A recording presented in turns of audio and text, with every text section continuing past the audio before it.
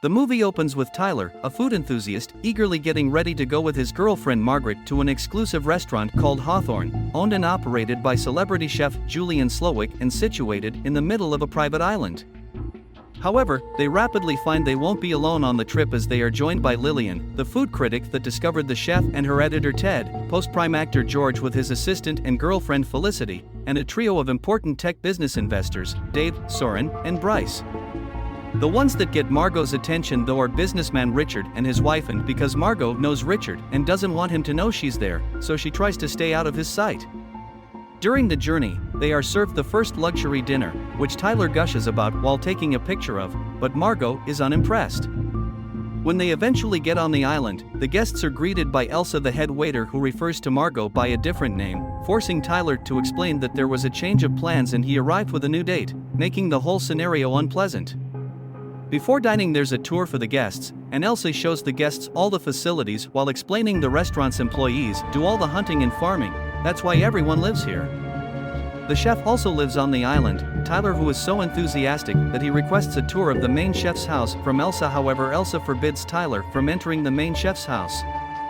Finally, the guests walk into the restaurant and take their seats.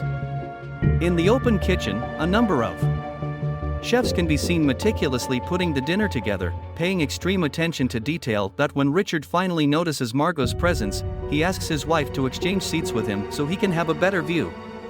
Before excusing herself, Elsa instructs the guests not to photograph the dishes as Chef Slowik says that the beauty of his creations lies in their ephemeral nature. There's also an old lady named Linda on one of the tables who looks like doesn't belong at all. Tyler immediately comes closer to point out all the techniques they're using and asks tons of questions, so the cooks have to ask him to stop distracting them. Next, Chef Slowik arrives in the kitchen and Elsa tells him something that makes him stare at Margot. The first dish is the complimentary appetizer. Lillian takes her time with the food, carefully smelling and tasting everything, while Felicity is preoccupied with breaking up with George.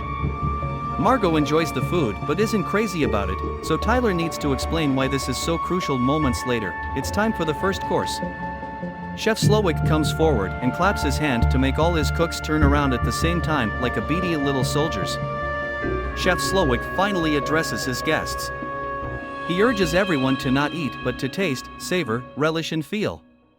Chef Slowik revealed to the guests that the first course was inspired by the image of an island filled with beauty and advised them to not only eat the dishes but also to fully experience the various flavors. Tyler tries to make a comment on that and only gets scolded by Slowik for interrupting.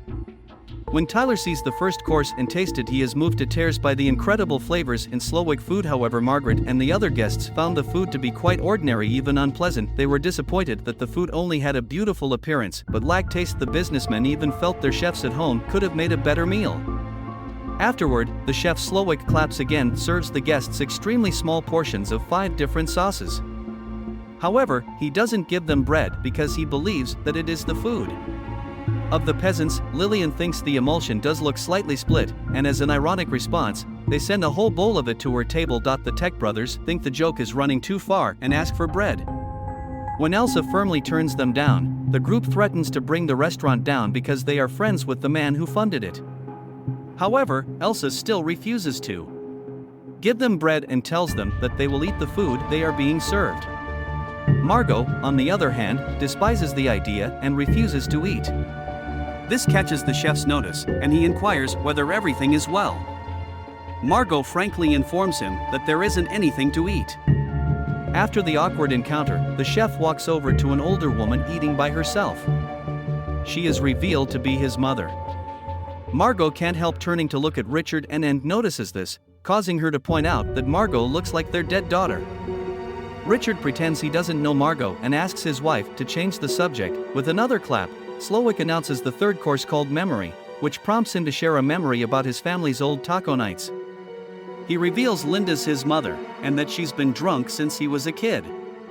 He then recalls the day his father came home drunk and got into a fight with his mother.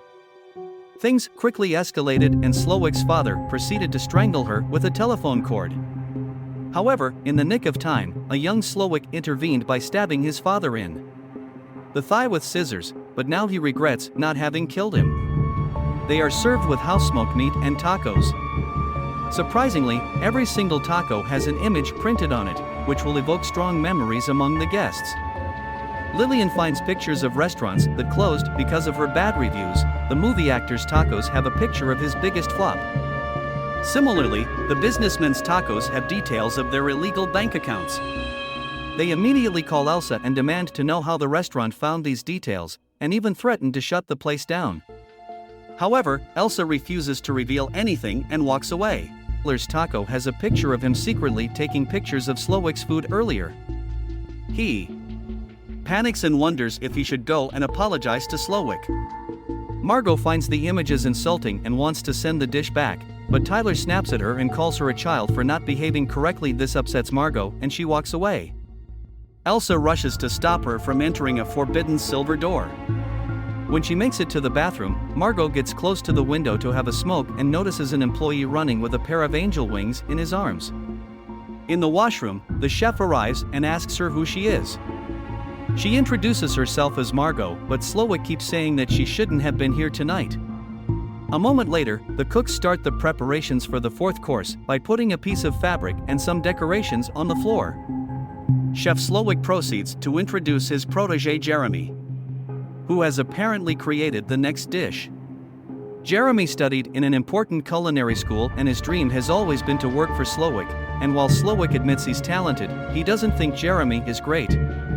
Jeremy may want a life full of prestige like Slowick's, but Slowick thinks his life is full of pressure, not to mention all the unhappy customers and critics that won't appreciate his work. Slowick asks Jeremy if he wants that life, and when Jeremy says no, Slowick kisses him on both cheeks and steps back before Jeremy takes out a gun.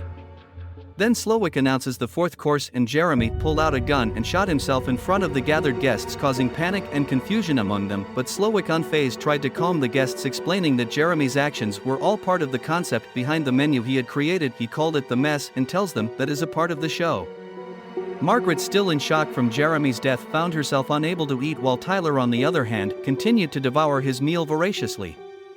Everyone begins discussing if the death had been real or not, and Richard has had enough. He tries to leave within, but Elsa stops him, explaining there's no available boat. Elsa repeatedly requests that he return back to his seat, but he refuses to listen.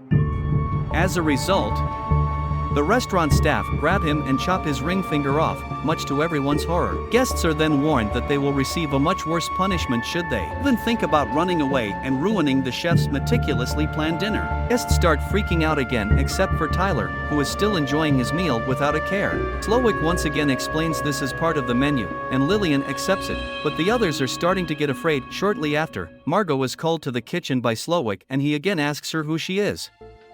He tells her to come clean because he has planned this dinner painstakingly and her unplanned presence is spoiling everything. He also tells her that all of them are going to die tonight. Slowick gives Margot 15 minutes to choose between the option of either dying with those who give or those who take.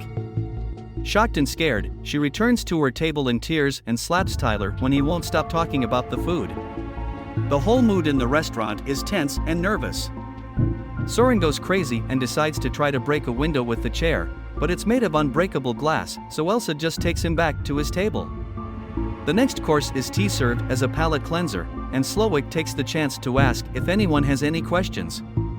Tyler makes a stupid question about the tea, but George comes through and wonders what's going on. Slowick explains their ingredients in a degustation concept, but this shouldn't be a surprise. For example, Lillian is a monster that causes restaurants to close because of her personal taste, and Ted coddles her.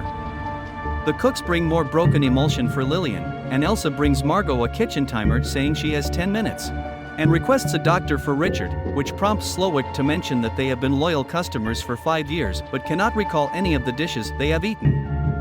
Slowick worked hard to become an exclusive chef, but recently he realized that he has been striving to satisfy people who cannot be pleased, much like his own mother. Despite referring to the restaurant as his, Bryce reminds him that Doug Verrick is the actual owner. Slowick retorts that he, in fact, owns Doug himself, and at that moment, Doug appears wearing angel wings. Dave tries to offer money to save him, but Slowick declines, and when Dave attempts to flee, the staff restrains him. Bryce notes that Doug kept Slowick's restaurant afloat during the pandemic, but Slowick complains that Doug continuously criticized his menu. Elsa signals with her arms, and Doug is lowered into the sea and drowns, causing Slowick to declare his freedom before retreating to his office. Margot's table timer goes off, and she is summoned to see Slowick. She admits to not belonging there, and in turn, Slowick confesses that he can tell she is a fellow industry worker. He then inquires about her relationship with Richard, whom she has been eyeing all night. Eventually, Margot comes clean and discloses that she is an escort and goes by the name Erin. Richard is a former client who had paid her handsomely in the past. Upon hearing this, Slowick sympathizes with her and mentions that he has had his fair share of difficult customers. He reveals that he used to love cooking, but he has lost that passion over time. Slowick leads everyone outside and sous chef Catherine presents the next dish, Man's Folly, which was inspired by Slowick's failed advances towards her. Catherine stabs Slowick in the leg, prompting him to apologize. Slowick then offers the male guests a chance to escape and gives them a head start of 45 seconds before the staff chases after them. The women remain inside and share the next course with Catherine, who reveals that the idea of everyone dies was hers. Lillian's compliments make Catherine cry, and the other women offer their own compliments to keep her happy. Anne asks Margot if she knows her husband, and Margot admits she does. Margot later reveals her real name is Erin and she's from Massachusetts. Tyler watches them from outside, while the staff easily catches all the men who try to escape. Ted is given a passard egg for hiding in the smokehouse. All the men return to the restaurant, and Felicity confesses to George that she has been stealing from him, to which he already knew the menu cannot proceed as planned until a problem is resolved. Slowick approaches Tyler and pressures him to confess that he knew about the Everyone Dies menu item all along. Tyler hired Margot as a companion after his girlfriend broke up with him, without any concern for her fate. Margot is angry about this revelation and attacks Tyler, but the staff intervenes. Slowick then acknowledges Tyler's knowledge of food and gives him a chef's uniform, insisting that he cook in front of everyone despite Tyler's reluctance. Tyler's cooking is chaotic, and Slowick mocks him for being a knowledgeable foodie, resulting in a disastrous final dish. Slowick whispers something to Tyler that causes him to take off the chef's jacket and run away in tears. Later, Slowick asks Erin to assist him with preparing the dessert. He asks her to fetch a barrel from the smokehouse, which she does reluctantly. Margot discovers that Tyler has taken his own life but seems unaffected by it. Meanwhile, the movie star stands up and demands to know why he is being punished. Slowick reveals that he watched the actor's film Calling Dr. Sunshine and hated it. He says that he watched it years ago on a busy Sunday, but the movie completely ruined his mood. Slowick reveals that the memory of his face in that movie has haunted him ever since. On the other hand, Felicity'll die because she graduated from Brown University without any student debt. In the meantime, Margot arrives at the smokehouse, but instead of taking the barrel, she takes a knife. She then sneaks into Slowick's house, which looks just like the restaurant but has a bed in it. Elsa appears and confronts her with a knife, and they end up struggling, with Erin accidentally killing Elsa. Despite being horrified by what happened, Erin composes herself and enters Slowick's room using Elsa's keys. There, she finds photographs and newspaper articles showcasing Slowick's numerous accomplishments over the years, but in all of them, he looks sad and angry except for one from his teenage years when he worked at a fast food restaurant and won the Employee of the Month award for making burgers. Erin also notices a radio in the room and uses it to call the Coast Guard to report everything. Margot comes back to the restaurant carrying the barrel. Slowick speaks to Erin again, explaining that chefs are under pressure to create an experience rather than just good food, causing them to sideline their art. As a boat approaches the island, Slowick realizes that Margot used the radio to call for help. The staff cleans up all traces of blood, and Slowick warns that if anyone speaks up, an innocent man will be killed. The Coast Guard officer, Dale, arrives at the restaurant and is given a fake autograph by George. When Dale discovers the message "Help us," he pulls out his gun to defend the guests, who finally speak up. However, it's revealed that Dale is part of Slowick's staff, and he returns to the kitchen. Slowick is disappointed in Margot for betraying him and compares her to the other guests. Slowick then proceeds to serve the final course, but Erin quickly comes up with a plan. She announces that she didn't like his food and wants to send it back.